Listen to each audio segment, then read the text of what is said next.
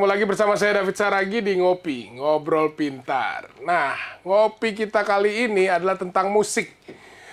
Bintang tamu saya bukan cuma hanya seorang musisi, tapi ternyata dia juga pekerja profesional, ya seperti layaknya orang yang kerja kantoran.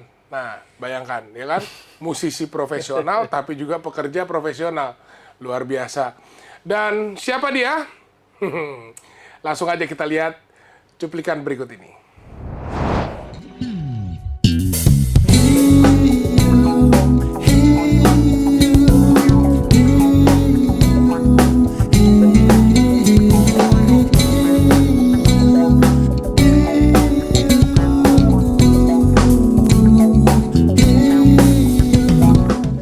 Ya, udah pada tahu kan? Ini dia Rama Nathan. Bro Rama Nathanael sebenarnya, tapi kalau untuk nama panggungnya dia dikenal dengan nama Rama Nathan ya. Kepanjangan udah Nathanael. Nathanael kepanjangan ya bro ya? Ya, jadi Rama Nathan, disingkat Ranan. Oh bukan. Halo bro, apa kabar bro? Ya baik bro, apa kabar lu bro? Luar biasa, baik juga bro. Seperti dilihat, gue tetap sehat ya kan, Siap. tetap gemuk. Untungnya masuk di layar ini. Wah, long time kita nggak ketemu ya. Terakhir kita ketemu itu waktu bro main di paduan suara gue ya, Jakarta Tabernacle Choir ya. JTC ya betul. JTC itu tahun berapa itu ya? Wah lupa gue, 2010 kali ya? Atau 11? 2010, Sekitar wow, itulah. wow, udah hampir 13-12 tahun yang lalu ya. Betul. Jadi kala itu, kalau nggak salah pemain bassnya JTC sempat berhalangan atau dinas luar kota. Nah tuh bro sempat latihan bareng kita juga tuh ya. Ya gue jadi serep waktu itu. Jadi serep iya, ban ya, ban serep. Tapi ini nih, ya kan, ketika menjadi serep itu, gue cukup terganggu sebenarnya, terganggu dalam arti positif. Ini asik banget nih feel bassnya ini kan, karena secara juga gue di paduan suara itu nyanyi bass ya, di suara bass, sehingga kan pasti yang gue denger bassnya kan, dem dem dem dem, wah Sensitif lo dengan dengan low suara frekuensi bass. ya? Ya karena memang lagu yang dibawakan juga udah pernah dilatih dengan si Vidon lah ya kan. Tapi bro ada beberapa banyak improve dan nambah-nambah gitu, tapi asik masuknya. Nah dari situ akhirnya agak terganggu itu gue ngobrol-ngobrol dan kita mulai bertukaran telepon ya kan. Yep. Dan akhirnya ngobrol-ngobrol. Nah mungkin pada bingung nih kan, kenapa ngopi kali ini tentang musik David Saragi mengundang Rama Nathan. Nah bro, sebelum pada tahu dulu nih, ceritain dong nih, ini mana nih pertanyaannya nih, aduh ini dia nih, ya kan? Sebenarnya siapa sih seorang Rama Nathan ini? Mungkin bro bisa jelasin, flashback dulu nih, biar pada tahu nih yang nonton di sini. Waduh flashback ya. Kalau flashback jadi berasa tua gue bro. Sejarah ya? Mengingat umur kan. Tapi singkat cerita, gue sebetulnya pendatang sih di Jakarta bro. Oke. Jadi ya kuliah dulu di Jogja kan. Kuliah juga bukan musik gitu loh. Kuliah bukan musik malah ya? Bukan musik, kuliah hukum waktu itu. Kuliah hukum. Ya lalu ya jalan, tapi juga bantu gereja setempat di situ di Jogja. Nah main musiknya di situ, masih megang musik gitu loh. Oh apa? Pertama kali alat musiknya bukan bass? Kalau sudah di Jogja sudah bass, tapi awalnya bukan bass, drum gue. Oh malah drum? Drum. Kok bisa beralih gitu kan dari drum? Nah itu seru itu bisa jadi satu episode tuh. Tapi mungkin ya. Sebelum drum apa? Atlet? Sebelum drum bener, atlet. Atlet apa nih? Bola. Main bola? Main bola. Wah, makanya kan slim nih. Larinya kenceng nih. Gua atlet tinju ya, makanya gemuk. UFC. Gimana bro, kok bisa panjang gitu loncatannya ya?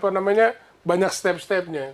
Dulu gue dari SD suka olahraga pokoknya. Olahraga biasanya gue di sekolah selalu one of the best lah. Entah itu lari, entah apa. Karena ini ya, lincah kali ya. Gesit ya? Gesit kali ya. Iya. Lalu ya udah, setiap sore itu gue di 2 lapangan main bola bro. Oh, 2 lapangan? 2 lapangan. Jadi 1 jam di dekat rumah, 1 jam naik sepeda ke atas, main bola lagi. Oh. Oke. Hampir setiap hari kayak gitu. Hobi ya, udah ya jadi hobi. Sampai akhirnya gereja butuh main drum waktu itu ya. Untuk main sekolah minggu ya kan, nggak ada pemain ya. Akhirnya gue daftar lah latihan. Oke. Main drum di situ sampai pemuda ternyata. Seneng Oh, nih. lama ya berarti ya, dari mulai SMP ya? Betul, 3-4 tahun kali ya. Nah, terus akhirnya main bass tuh gimana tuh? Ada ceritanya nggak? Itu karena batu, bro. Batu? Maksudnya batu es atau gimana? Iya, bener karena batu. Literally karena batu. Karena setiap gue yang main, waktu itu, gue main gitu kan. Di Pemuda, Sabtu, jam 7 sampai selesai lah. Itu selalu dilempar batu sama tetangga. Kenapa? Berisik atau? Iya, karena kan karena berisik. gereja di tengah pemukiman. Pinggir jalan besar sih. Nggak terlalu di pedesaan gitu, nggak. Tapi karena tidak ada peredam ya, gereja. Ya, berisik mungkin ya buat tetangga ya. Nah, kebetulan setiap gue yang main, selalu batu itu melayang, bro. Di gedung gereja, dar gitu kan. Kenceng banget. Nah, keluarlah gembala gereja. Saat itu. Itu ya menenangkan lah. Jangan rame. Gue pikir keluar gembala gereja melempar batu balik. Lempar batu balik gitu. Tapi sebetulnya betul, lempar batu dalam hal mental nih. Oh, dalam hal mental gimana? Dilempar lagi nih. Dilempar lagi? Ya kan, akhirnya jadi gue sama teman main, terintimidasi kan. Oke, kala itu ya. Betul. Tapi waktu itu keinginan untuk tetap bermain musik tidak terbendung, bro. Wah, gue harus ganti nih. Gue tetap harus main musik nih kan. Berikutnya dilempar sendal. Oke. Dilempar uang. Disawer maksudnya. Sawer ya. Akhirnya gue beralih ke bass. Karena gue lihat piano kayaknya susah. Tutsnya banyak, hitam putih gitu kan. Gitar terlalu banyak, senarnya kan. Kayaknya bass 4 senar di situ gue lihat di gereja. Kayaknya gampang nih. Ya dari situ, bro. Berarti seorang Rama Nathan itu belajar musik itu otodidak ya? Kalau drum dulu sempat slash sama one of the best drummers di Magetan waktu itu. Sebulan doang, tapi habis itu ke bassnya pun juga otodidak, bro. Waktu zaman kaset ya, kaset. Oke, berarti udah banyak lah pita kaset ya. Kan biasanya kan kalau kita dulu masih ngerasain zaman kaset kali ya. Mungkin kalau yang generasi Gen Z, generasi Alpha, sama generasi yang baby boomer ini mungkin udah digital ya. Kan kita kan kalau mau ngulik lagu tuh rewind lagi, sampai mungkin pitanya sampai tipis kali itu ya. Sampai ruwet, bro. Sampai ruwet kan ya, kusut. Kusut, bener-bener kusut kan pitanya. Dan itu memang literary lo ngulik ya, maksudnya dengan kaset itu. Keistimewaan era kita, bro, usia kita, jadi kelihatan tua ya. Waktu itu organik belajarnya, jadi nggak kayak sekarang. Artinya, kita benar-benar kalau mau ngulik lagu kelima, ya lu nggak, ya benar-benar lu kan harus nungguin tuh kan. Betul. Atau lu begini nih, pakai pensil, lu begini. Ya, pensil atau bolpen itu Atau ya. boleh tape juga bisa dipercepat gitu, fast forward kan. Cuma ya itu per detik per secondnya mau bagian mana, bar mana, wah itu perjuangan itu. Harus pakai feeling ya. Oh iya. Atau berapa putaran nih? Iya, betul feeling. Iya. Makanya feeling kita waktu itu keren-keren kan. Iya, betul. Karena istilahnya apa ya? Tingkat kesulitannya mungkin beda dengan yang sekarang ya. Sehingga kita tuh effortnya jauh lebih effort ya kan. Dan akhirnya membuat kita jauh lebih serius kali ya. Prosesnya nggak bohong waktu dulu. Tidak ada instan waktu itu. Nah, dari mulai akhirnya beralih ke bass, ya kan, sampai akhirnya menjadi seorang Rama Nathan yang sekarang, itu ada proses belajar nggak? Maksudnya mengecap pendidikan secara teorika atau gimana? Karena tadi di awal VT itu kan, ada Rama Nathan bersama pemain bass legend di internasional ya, Nathan West. Nathan East. Nathan East ketemu Nathan West. Nathan West gue. Mungkin dari Jawa Tengah kali. Jawa Barat ya Nathan West. Ya itu kenapa bisa bertemu dengan Nathan East tuh kan? Bayangin tuh seorang Rama Nathan yang dalam quote unquote tidak mengecap pendidikan teori ya, itu bisa dapat tanda tangan lah gitu, ya kan? Wah. Dari Nathan East. Itu sama sekali menurut gue kalau gue flashback ya bro, tidak ada impian sedikit pun untuk bisa akhirnya kolaborasi dengan musisi sekelas dia. Bahkan untuk bermain musik sebagai hobi dan bahkan profesional juga nggak pernah ada bayangan. Karena dulu ya main di gereja aja bro, tahu kan gereja kan kita pelayanan, nggak ada bayaran ya, benar-benar nggak ada bayaran zaman saya dulu gitu.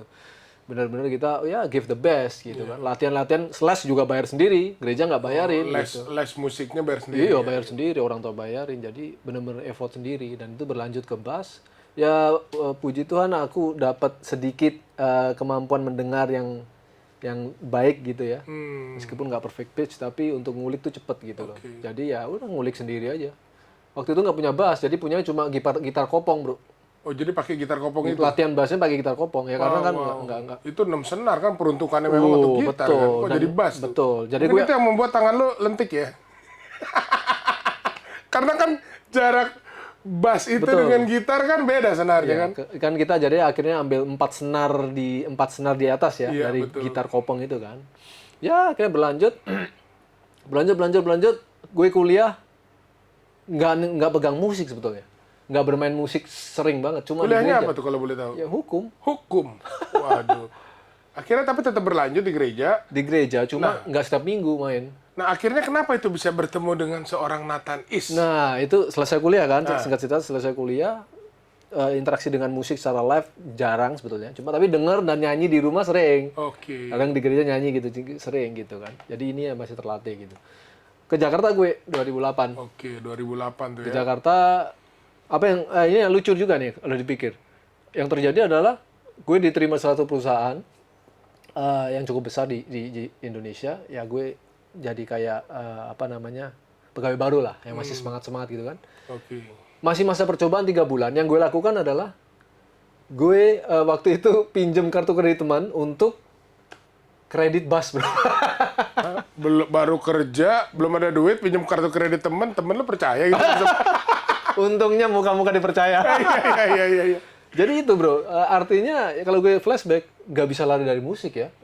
Itu Sebegitunya passionate ya, Betul. sehingga halang merintang apapun Wah, di nggak depan. peduli. Pokoknya lo harus punya alat dulu, ya kan? Lo berusaha untuk jadi pemain bass gitu ya. gue dulu gaji nggak nyampe 4 juta bro. Iya. Harga bass yang gue beli 5 juta lebih. Dan itu belum dapat gaji juga, karena minjem kartu kredit ya, nyicil. Dan belum tentu akan terus di-hire, kan baru percobaan bro. Itu bulan kedua loh itu. Tapi dengan iman, dengan kepercayaan gitu. Ingat ya, jangan ditiru ya. Jangan tiru ya, nekat ya. Ini nekat ya, tapi berjalan dengan iman.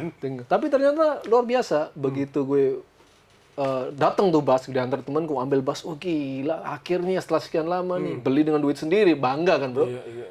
Nggak lama gue dapat pelayanan di salah satu gereja besar juga di Jakarta bro. Dan itu kala itu juga pelayanannya dikasih PK atau? Wah itu, ya agak melek sedikit kan jadi gitu. Dikasih PK. Untuk Persembahan kasih ya. persembahan kasih, dan akhirnya persembahan itu juga untuk beli, untuk cicil itu kan. Ya betul. Tapi ternyata ya itu, artinya terbuka pintu, dari satu pintu demi pintu yang lain gitu. Oke, pintu-pintu berkat terbuka dan terbuka lagi. Nah, akhirnya gimana sampai pintu berkat itu terbuka untuk bertemu dengan Nathan Is? Natanis. Nah, oke, dari gereja akhirnya ada teman ngajak di sekuler, main di kafe, di wedding gitu kan. Oh, akhirnya Ya, akhirnya pintu-pintu itu nyerempet-nyerempet terbuka. gitu kan. Dan teman gereja itu ya? Iya, itu dia teman gereja. beberapa ya? Teman gereja rata-rata sekuler juga. Gitu. Oke. Akhirnya mereka profesional juga. Ya akhirnya main situ kok, mereka mungkin cocok gitu, suka. Akhirnya lagi kan. Singkat cerita, akhirnya ketemu teman-teman industri musik. Ya akhirnya gue ngisi jadi session player, terutama banyak kan rekaman bro. Rekaman Penyanyi ngisi apa bass. namanya session player lah ya?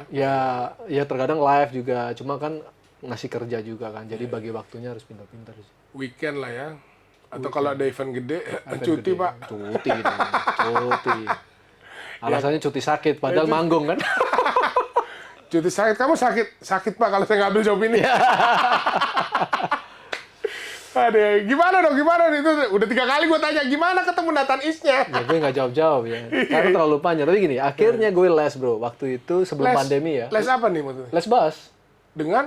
Ya karena merasa, wah banyak banget nih musisi hebat muda di Indonesia, Jakarta terutama kan, ngumpul semua. Kayaknya harus upgrade dikit nih. Oke, sadar diri tuh ya, diri, upgrade. kan? Nah ini salah satu kunci pintar nih Betul, ya, sadar. upgrade skill. Ya, bukan iri ya bro. Kalau buat gue, wah saya nggak menghindari iri. Karena Iya, jangan dong. ya kalau iri ngapain, tapi harus ambil positifnya. Kok dia bisa kayak gitu mainnya misalnya, kok dia bisa kayak gitu. Apa yang dia, proses apa yang dia lewati. Oh ternyata. Berarti ada course gitu, ada Ya. lo ngambil kursus lah untuk Ya, upgrade. betul. Waktu itu saya nggak terlalu banyak kenal banyak orang ya, industri musik yang makanya, wah yang gue tahu, dan online kan, zaman online udah mulai naik kan. Iya. Dan Ini gitu-gitu. pandemi nih, pada saat pandemi. Sebelum pandemi pandemi. Oh, sebelum pandemi, setahun. 2018 kalau nggak Oke, 2 tahun sebelum pandemi ya. Betul. Itu akhirnya gue ikut 1 tahun tuh les online ke Nathan East. 1 tahun lesnya? 1 tahun. Seminggu sekali atau? Nggak, itu sistemnya video exchange, bro. Oh, Jadi video kita exchange. lebih bisa ngatur waktu ya. Oke. Cuma materinya banyak, bro. Dari beginner, intermediate, sampai advance. Banyak banget. Dan itu lo lalui semua sampai istilahnya the package, full package ya? Full package gue lalui semua. Selama setahun ya? Gue video exchange sekitar 8-9 kali dan dibales langsung sama Nathan East. Hmm. Dan dari situ jadi semangat lagi kan. Satu video, wah dia benerin pay attention nih sama playing gue, cara main gue. Dia perhatiin gitu. Wow. Dikasih feedback gitu. Akhirnya semangat lagi kan, kita latihan, apa semua kita 4 lah. Dan akhirnya, Nah, dan akhirnya setelah itu setahun, dia 2017 ke Java Jazz, dia sering main Java Jazz. Cuma waktu itu udah mulai, 2017 belum les sih. Gue minta tanda tangan ketemu dia, karena kebetulan gue punya bass signature-nya dia, yang dia pakai bro. iya. Yamaha Signature BBNI 2, yang putih tuh. Ya gue ambil plate di belakang bass tuh, nah dia tanda tangan pertama di bass gue, 1. Oke, yang kedua, setelah les, akhirnya, Nit, kalau kamu ke Indonesia, kabarin ya. Oh, siap. Dia udah mulai cair karena gue jadi murid dia kan. Iya. 2019 ketemu lagi, signing kedua. Sekaligus gue mau kasih dia hadiah kecil waktu itu, bro. Nah, hadiahnya apa tuh? Nah. Kita kasih lihat dulu nih hadiahnya apa nih ya. Cincin pernikahan kah atau? Ini dia, kita bisa lihat sama-sama hadiahnya. Waduh, keren. Baju ya. Baju. Muat untungnya ya. Nah, itu karena feeling kita terlatih zaman ngulik, itu nebak-nebak, size-nya jadi pas, bro. Aduh, dari mulai feeling-feeling musik sampai feeling-feeling baju orang lain ya. Itu sebenarnya pemain bass atau Desainer. desainer? Waduh. Nah, itu dia terima dengan baik itu ternyata ya. Nah, itu awal mulanya sebetulnya waktu les itu tiba-tiba Nathan itu follow IG gue, bro. Dia yang follow. Dia yang follow duluan. Ya kayak aku udah follow, bukan follow duluan. Gue udah follow dia duluan, tapi dia akhirnya follow back ya. Follow back ya. Nah, dia komen di salah satu postingan gue yang memakai batik sama modelnya dengan yang gue kasih ke dia. Dia komen, "Kok bagus? Bagus nih batiknya." Dia komen di situ. Spontan aja gue balas kan. Nanti gua kasih gitu. "Kok lu suka, Nit? Gue nanti cariin deh." Saya gitu aja. Iya. Akhirnya ya dia ke Jakarta lagi, gue cari, kebetulan masih ada modelnya. Gue kasih ke dia, bro, sebagai hadiah. Wow, dan kebetulan foto itu juga diambil oleh seorang fotografer Hollywood ya? Apa? Betul, kebetulan dan bodohnya saya, gue nggak tahu bahwa dia tuh seorang fotografer Hollywood. Gue nggak foto sama dia.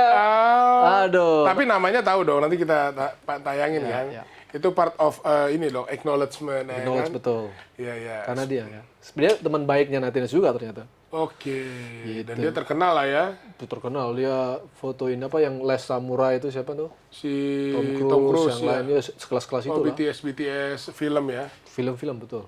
Dan ini ada project lu sama Nathan Is nih, ya kan? Mungkin yang lain harus denger dulu nih. Kita akan dengerin ini. Project apa seorang Rama Nathan bersama Nathan Is di satu lagu yang wow booming banget nih. Oke, kita akan lihat ya.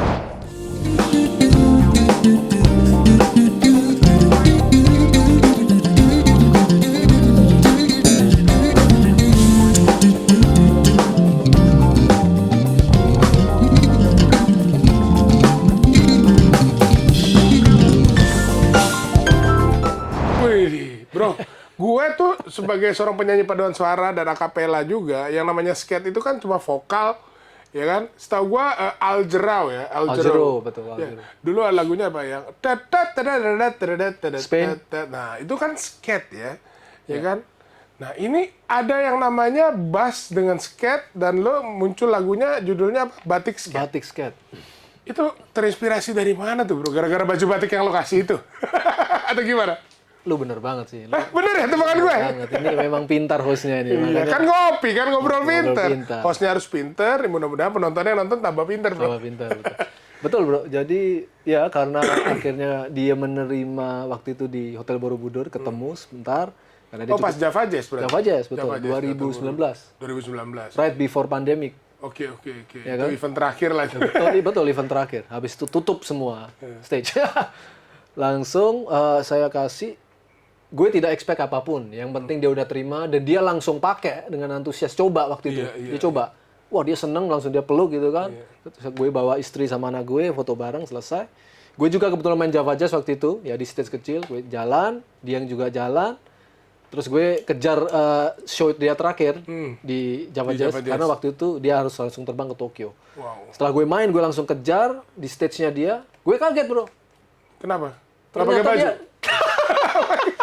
Kenapa? Dia langsung pakai batiknya. Oh, perform di Java Jazz? Perform di Java Jazz. Wow. Nah, ya lu kalau Ini membuktikan bahwa batik mahal ya, nggak gatel-gatel deh.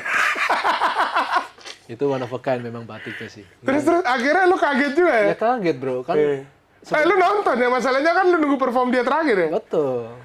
Tapi sebetulnya dia udah kasih clue sih waktu gue kasih gift itu, dia bilang I have to play. Kalau gue rewind, oh dia sudah kasih clue bahwa dia akan pakai. Cuma gue nggak ngeh. Oh, Karena kita kan memang tulus ngasih bro. betul, nggak ada niat apapun. Nggak ada niat ya? apapun, memang sebagai pertemanan. Ya, persahabatan lah, ya, menjalin persahabatan ya. Gitu Karena memang orang Indonesia terkenal sangat bersahabat Sangat ya. bersahabat ya. Dan akhirnya dia pakai, terus dia selesai manggung, lo ngobrol lagi sempat sama dia? Nggak sempet langsung, Oh, udah dia langsung cepet cabut.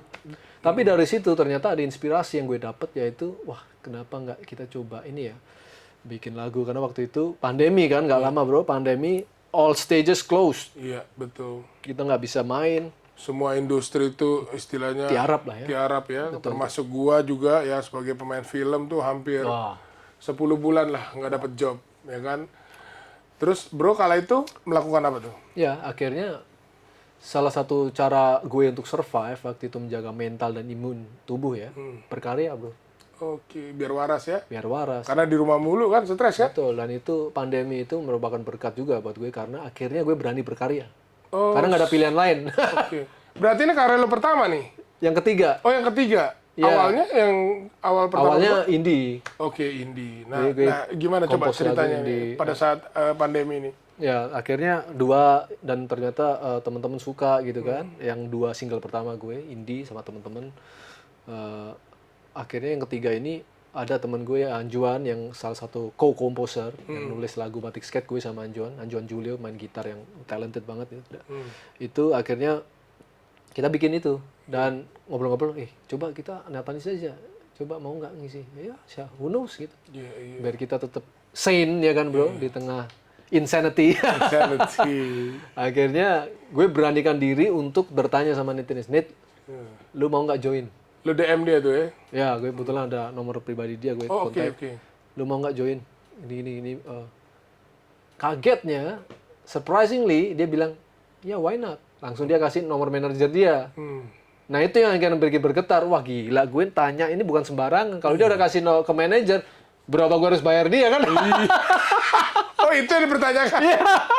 Akhirnya gimana? Akhirnya juga sempat terdiam. Maksud gue kan dia quote ya. Tapi ternyata di sana profesional bro. Kalau udah kerja tuh profesional. Boleh temen, tapi kalau udah bisnis, dia lempar ke manajer bro. Ya, makanya bisa maju industri Bisa musiknya. maju. Jangan dikira isi dong ya kan. Habis itu salaman ya kan. Thank you, friend. Ini kerja nih. Senarbas mahal bro, 500.000. Tuh kan, satu paket ya? Iya. Iya. Akhirnya gimana? Udahlah, akhirnya lo penuhi lah. Waktu itu sempet blank, jujur. Karena, wah, yang gue tahu adalah rate dia untuk satu lagu dengan tanpa video ya, without video, itu $1.000 bro. Wah, $1.000, 15 juta. Ya. Iya. Tanpa video. Tanpa video. Itu kayak rekaman audio doang kan? Iya. Di Indonesia udah dapat satu Udah berapa kali manggung tuh? Berapa kali manggung gitu loh. Doi tanpa video dan cuma audio doang, ya kan? Iya. Akhirnya gue bawa proyek ini ke beberapa label dan produser ya, mereka ya pandemi bro, kita nggak bisa paksa mereka, wah nggak tiarap semua pada nggak mau Oh, produce. lo cari sponsor. Cari sponsor dong, gue nggak ada waktu itu. Oke. Akhirnya ketemu dengan sesosok musisi juga dan ternyata dia lulusan Berkeley juga, produser gue ya Leona Kristianto, gue panggilnya Konyo. Dia adalah bosnya CEO-nya JK Records yang produce Batik Skate. Oke. Dan dia ternyata surprisingly nyambut baik. Why not Ram? Bayarinnya, tanya berapa? Gue bayarin. Wah, Wih, jadi di tengah-tengah pandemi ya? tengah pandemi bro, gila. Iya. Sekali lagi, muka lo bener-bener muka yang dipercaya ya. Temen minjem duit, kredit kan, percaya. Sekarang buat jadi sponsor, percaya. Wah, iya. Kayaknya kita harus undang nih ya, Konyo ya. Yo. Next ya kita Next undang ya. kita undang. Karena tanpa Konyo ini sebetulnya nggak mungkin tercipta Batik Skate. Iya. Karena ada banyak juga insight ide dari dia juga. Dan quality controlnya luar biasa. Gitu. Wow, ternyata nggak sembarangan juga, cuma kasih duit tapi produksinya Betul, dijaga ya. produksinya sangat dijaga dari awal sampai akhir. Itu. Dan luar biasanya kita bisa lihat ya, ini dia nih cuplikan Rama Nathan bersama Nathan Is di Batik Skate.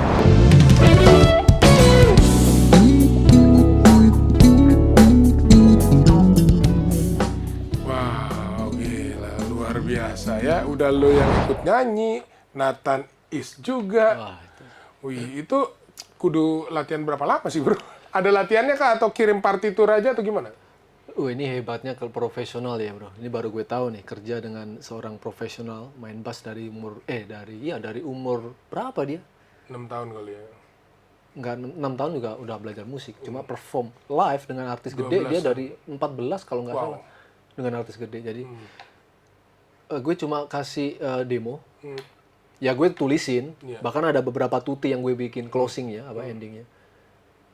Dia nail it, bener-bener nail that down gitu. Jadi kayak 100%. istilahnya langsung jalan aja Langsung jalan, no effort gitu. Menurut gue Itulah memang udah, that's professional that's ya. professional. Ya kan? Wow, luar biasa, bro. Sekali lagi applause dong buat Rama Nathan, ya kan? Sudah memberikan prestasi yang luar biasa. Ini mewakili Indonesia juga, terutama musisi Indonesia yang ternyata bisa berkolaborasi dengan musisi internasional. Wow, ya. Ini patut dihargai dan patut dicermati dan juga patut disupport nih. Ya kan? Mungkin yang denger ini ada seorang produser, promotor, ya kan? Bisa dong, ya kan? Seorang Rama Nathan ini, ya kan? Hostnya harus tetap David, ya. Ya kan? Pokoknya kita support Bro Rama untuk tetap berkarya dan jangan putus asa terus berkarya, bro. Nah, ini kan prestasinya udah kita lihat nih seorang Rama Nathan. Nah, ini kita bicara mau untuk penonton nih kan, karena ini ngobrol pintar, boleh dong di-share, bro, caranya menjadi pintar seperti Rama Nathan. Oke. Gimana nih? Apa ya caranya? Itu natural banget sebetulnya, alami. Artinya ya kalau gue bisa bagikan ke teman-teman, lu harus punya passion ya terhadap apa yang lu lakuin gitu. Artinya tanpa paksaan dan bukan karena uang. Oke. Jadi memang udah passionate dalam hati lo ingin melakukan sesuatu ataupun ingin menghasilkan sesuatu ya? Betul. Waktu itu ya kalau di Runut kan gue main drum, awalnya ganti ke bass, itu sama sekali nggak membayangkan bahwa dapat uang dari gereja. Dan akhirnya bisa sampai ke sekuler ya, dapat ngisi. Terbuka pintu-pintu karena berteman dengan banyak musisi gereja ya? Betul. Akhirnya ngisi rekaman profesional, rekaman berapa artis, dan itu sama sekali tidak terbayang. Kalau di Runut, ya karena memang benar-benar passion. Karena zaman itu susah untuk latihan, nggak ada guru, mahal, bayar les ya kan. Ya, pakai kaset. Beli alat pun mahal. Iya. Apa yang ada maksimalkan. Iya, di gereja. Karena gue denger juga tadi lo cerita ya, belajar drum aja lo sampai membawa drum gereja ke rumahnya tuh. Gue culik drum gereja setiap minggu untuk gue latihan. Ini lo nggak diterakin maling sama tetangga-tetangga? Untungnya nggak digebukin ya. Ada, bro, ini beneran ya, bisa cek di Google ya. Ini beneran, tadi kan kita ngobrol kan, ini beneran terjadi, bro. Tapi di masjid ini ada seorang, sebenarnya dia udah ngobrol sama marbotnya pengen minjem kotak sumbangan, ya kan, untuk acara nikahan atau pesta di rumahnya. Dia balikin, diteriakin maling. Ini udah selesai acaranya, dia balikin nih. Kotak sumbangannya disangkain dia yang ngambil kotak sumbangan tuh di daerah Babelan. Waduh. Singkat cerita tuh orang akhirnya dibakar massa dan meninggal. Kan konyol kan. Maksud gua, ya jangan terlalu cepat berasumsi lah ya. Betul. Ya tapi gua gak kebayang, bro. Lu drum ya segede apa itu? Berarti lu berkali-kali tuh bolak-balik tuh. Bolak-balik, kadang naik mobil, kadang jalan karena deket ya. Oke. Tapi sebegitunya usaha, effortnya, sampai ya itu tadi yang bro bilang, if you passionate about something, ya kan apapun rintangan dan halangannya, pasti kita akan tembus dan kejar dan sampai ending gitu kan. Betul. Wow. Semoga yang mendengarkan ini juga terinspirasi ya. Nah, bro, ini tadi kan udah bicara mengenai seorang Rama Nathan menjadi profesional bass, ya kan? basis. Dan ternyata bro juga sekarang kerja kantoran. Aliansi Aliansi Penerbit Musik Indonesia. Penerbit Musik Indonesia. Ya dulu asosiasi, cuma diganti namanya jadi Aliansi. Aliansi, oke. Jadi ini apa sih bro Apmindo ini? Ini supaya penonton ngopi ini pada pinter-pinter nih. Terutama para musisi nih ya. Ya. Ada yang mau dibagikan bro? Sebetulnya Apmindo juga tidak lepas dari musik. Karena Aliansi penerbit musik, kan? Music publisher ya, Music kata lainnya mungkin lebih masuk ke teman-teman itu music publisher. Jadi sebetulnya namanya aliansi ya, berarti kami non profit, Apmindo itu non profit. Cuma di dalam kami beranggotakan anggota-anggota yaitu badan hukum, yaitu music publisher, penerbit musik gitu, yang mengelola karya cipta lagu para pencipta di Indonesia. Contohnya, contoh realnya gimana? Kalau seandainya seorang David Saragi menciptakan lagu nih. Lo cipta lagu ya. Nah, hubungannya dengan Apmindo tuh kemana tuh? Berarti lu pasti misalnya lu lagu banyak 1000 gitu, 1000 lagu lu ciptain kan? Harus 1000? Enggak juga. Kalau 10 doang lah, 10. Ya 10 bisa. Lu kan perlu publisher karena dunia digital sekarang udah begitu maju. Lu nggak bisa ngurusin lagu lu untuk dapat royalti sendiri ya. Lu harus tergabung di apa namanya LMK dan juga harus tergabung di penerbit musik atau music publisher. Langsung ke Apmindo bisa gitu? Nah, kalau nggak bisa langsung ke Apmindo kan badan hukum, berarti musik publishernya yang jadi anggota gue. Oh, jadi berarti kita ke musik publisher. Lu ya salah satu Contohnya anggota ke Sony Music, ke Aquarius. betul. Oh, harus lewat major label? Nggak harus label. Tapi yang musik publisher harus ya? major gitu. Oh, harus major? Nggak harus major. Oh, tapi company yang memang basically Khusus music bisnisnya publisher. untuk musik publishing. Ya, betul. Ya, oke. Berarti kalau seorang David Saragi pencipta lagu dan gua sendiri istilahnya mau bikin musik publishing company, oke aja kan? Oke aja kalau memang lu passion di situ. Dan akhirnya gua daftar menjadi anggota Apmindo. Bisa menjadi calon. Di situ gua bisa masukin hasil karya gua. Betul. Wow, itu gunanya buat apa sih bro? Maksudnya ini kan kita berasumsi bahwa yang nonton ini banyak orang awam yang nggak ngerti nih. Gini, misalnya lu punya 5 lagu dan ternyata 3 lagu lu meledak gitu, masyarakat suka ya. Dan sekarang udah eranya digital, termasuk keberadaan YouTube begitu membantu banyak orang, termasuk musisi dan komposer ya. Kalau lu tidak benar-benar memaksimalkan karya cipta lu, Mendaftarkan dan meregistrasikan. dengan cara mendaftarkan ya rights-nya. ke LMK untuk performing rights-nya, LMK apa sih? Lembaga Manajemen Kolektif. Oh, Lembaga Manajemen Kolektif. Ya, ke WAMI misalnya sekarang ya. Dan untuk mengkolek sinkronisasi mekanikalnya, penggandaannya, segi teknisnya itu ke penerbit musik, yaitu member Apmindo, lu nggak bakalan bisa ngetap royalti itu. Gitu. Oke. Karena nanti misalnya ada... Masa gua sendiri bayar lu, nggak bisa, mungkin. karena semuanya ada jalurnya kan. Ada jalurnya. Industri ada jalurnya. Nah, lu harus tergabung di situ. Dan itu nanti di make sure dan dipastikan bisa terkolek dengan baik ya. Dengan baik ya, dengan maksimal. Karena itu nggak mudah, karena itu kan related dengan data ya. Iya, iya. Lagu lu kan pasti ada namanya, kita sebut metadata. Ada data-data, di satu lagu tuh udah banyak data. Dan itu harus ada yang mengelola secara khusus dan profesional. Ini jadi teringat akan kasus yang lagi naik nih ya. Oh, apa tuh? Coba, kita bisa bicarakan, ada seorang teman kita juga nih, ya badannya 11-12 lah sama gue ya. Tapi dia musisi profesional kan. Kalau gue tukang ngoceh profesional. Ya, Badai X Krispati. Ya kan dia sekarang Badai the Piano Man lah intinya. Piano Man. Badai itu kan sempat gua sempat ini juga repost juga. Ya kan ada kendala dia dengan manajemen Krispatinya mengenai lagu. Kemudian juga ada Once dengan Ahmad Dhani. Nah, boleh share sedikit nggak bro? Kita ya terlepas dengan masalah teman-teman kita itu, tapi kita pengen tahu sebenarnya apa sih yang harus kita persiapkan dan kita lakukan supaya nggak ada kejadian seperti itu lagi? Iya, betul. Ya, kita Gimana nih bro? Berita itu udah santer ya, kita nggak perlu bahas di sini secara detail, tapi mungkin kalau saya lihat dari kacamata profesional industri ini, mungkin sebaiknya kalian-kalian yang punya band, ya meskipun masih kecil ya, apalagi yang udah terkenal nih, sebaiknya memiliki gentleman agreement di dalam band itu sendiri antara satu performer dengan performer lain. Misalnya, mungkin lebih kepada tertuang di kontrak kali hitam ya? di atas putih. Bukan gentleman agreement berarti kan? Iya. Iya. Oke. Artinya gini, bukan hanya hitam di atas putih, tapi juga harus diiringi dengan moral, yaitu gentleman agreement. Artinya kan hubungan masih baik-baik ya. Masih waras lah Masih semua. waras ya. Makanya di dalam perjanjian bisa Terakhir kan biasa perjanjian ini kami buat dalam keadaan Ya, Iya, iya. waras gitu kan. Oke, itu apa aja tuh bro kira-kira yang harus ada checklistnya? Yang paling terkait dengan kasus-kasus tadi, ya mungkin yang perlu dituangkan di dalam perjanjian yaitu persentase karya cipta. Misalnya Oke. dari 5 anggota band ini 5 orang nih ya, vokalis, pemain bass semua itu pengisi pemainnya. Mau berapa persen nih pembagian satu lagu itu yang jelas ditulis. Ya, ini lagunya yang nulis si band itu kah atau si Ya, salah satu musisinya atau kah? atas nama band Atau atas nama gimana kah? Karena ya, kan harus jelas. pemainnya kayak gue punya band gitu ya.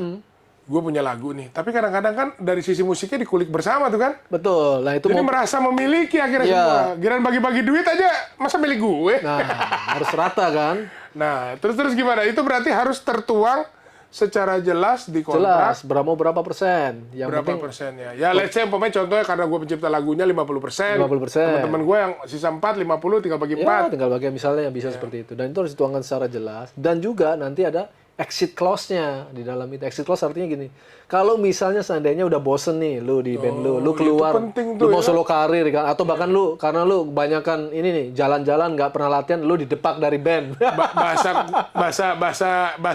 Bahasa simpelnya adalah cerai lah. Lu dikeluarin Ada misalnya. perceraian di dalam Ya. band itu ya.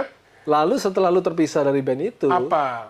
boleh nggak kamu membawakan lagu-lagu andalan band itu? Nah itu harus diatur dengan jelas kan? Oke, dan pembagiannya pun harus jelas juga. Betul. Boleh atau enggak? Atau kalau misalnya boleh, sejauh mana? Pembagiannya seperti apa? Nah, itu harus diatur.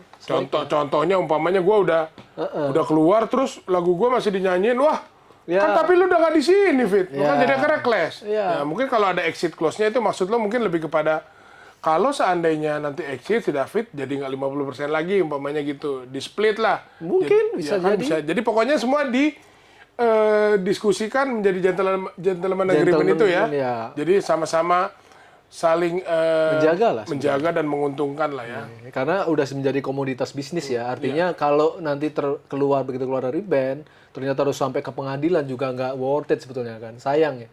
Iya. Kenapa nggak sama-sama dapat duit gitu kan? Tinggal cara komunikasinya.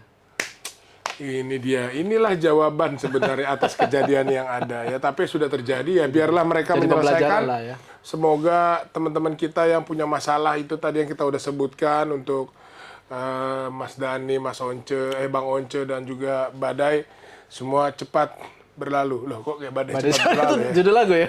Judul lagu salah ya.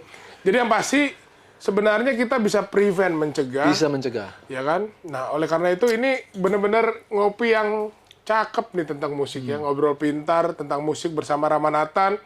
Prestasinya sudah ada. Seorang pekerja profesional di Apmindo, Aliansi Penerbit Musik Indonesia. Dan memberikan suatu insight atau info bagaimana menjadi musisi yang baik sehingga kedepannya jika ada lagu yang booming sebagai musisi juga bisa di-appreciate dengan materi ataupun pembayaran royalti yang pantas. Ya, betul. Bro, kalau boleh tahu nih bro, ya kan yang saat ini ya kan yang cuannya paling banyak siapa bro? Musisi? Hah? Dangdut kah atau apa? Nah, kadang kalau udah di dunia industri ya bro, kadang idealisme kita, misalnya gue suka musik jazz gitu, tapi ya di Indonesia yang make money salah satunya dangdut, bener. Ya kan? Jadi jangan takut dengan dangdut. Ente mau cari duit atau mau cari goyang nih? Iya, dapat dua-duanya. Ya ini kan bicara masalah kreativitas ya bro. Kreativitas. Ya kan, jadi siapa tahu musisi jazz juga bisa dibikin dangdut juga kan? Bisa. Ya kan? Jazz dude namanya. Jazz. Waduh bro Nathan, luar biasa nih bro Rama. Rama Nathan, enaknya dipanggil Rama Nathan atau bro Rama nih ya? Bebas, Rama juga Bebas ya. Jadi bro Rama Nathan ini sudah memberikan kita suatu insight ya, di podcast ngopi kita kali ini. Terima kasih bro. Thank you sama-sama bro David. Mudah-mudahan ini bisa menjadi sesuatu yang membuat Anda semua menjadi lebih pintar tentang hal bermusik, ya kan, karya musik, dan juga main musik, ya kan. Lihat tuh, Rama Nathan aja bisa menggait Nathan Is dari Hollywood. Nah, Kamu bisa. kamu pasti bisa. Oke, kita akan tiba di segmen Jawab Cepat. Nah, di segmen ini, bintang tamu dari Ngopi akan menjawab secara cepat. Bro, are you ready? Ready, bro. Iya, jangan nanti jawab cepat, habis itu pulangnya cepat ya, jangan ya. Makannya cepat. Oh, makannya cepat. Oh, ngopinya cepat juga nih. Ngopinya mau habis, minta lagi nambah nih. Siap-siap. Oke, Rama Nathan, kita akan memulai pertanyaan cepat untuk seorang Rama Nathan. Fender atau Sire? Sire. Pop atau dangdut? Pop. Marcus Miller atau Nathan Is? Natanis dong. Sedap. Dewa 19 atau Slank? Slang. Manggung offline atau live taping? Offline. Nah. Offline. Jadi drummer atau jadi basis? Drummer. Drummer. Ziva Magnolia atau Anet? Aneh. Anet. Songwriter Ahmad Dhani atau Badai? Wah, susah nih. Ahmad Dhani deh. Ahmad Dhani, ya. Jadi musisi atau pengusaha bakmi? Pengusaha bakmi. Ya, yang penting udah jadi pengusaha masih bisa main ya. Iya. Luar biasa. Terima kasih, Rama Nathan. Bro, ada pesan terakhir nggak nih? Pesan terakhir. Pesan terakhir. Pesan-pesan yang mau diberikan sama para penikmat ngopi podcast kita ini. Oke, karena temanya hari ini apa? Ngopi. Ngobrol pintar tentang musik. Teman-teman yang sebagai musisi misalnya ya, jangan pernah puas untuk ya dah gue main drum aja, gue main penyanyi aja. Talentnya kalau dikembangin bisa banyak gitu loh. Iya. Terus di industri musik secara all round gitu kan, kuasain semua aspek productionnya, aspek royaltinya ya kan, why not gitu kan? Kalau bisa nyemplung sekalian. Itulah yang Totalitas. terjadi sama Bro Rama Nathan ya. Dari mulai main drum di Timpuk Batu, ya kan? Jadi main bass, kemudian kolaborasi dengan internasional, dan sekarang di sisi penerbit musiknya. Wah, luar biasa. Jadi jangan patah semangat semua.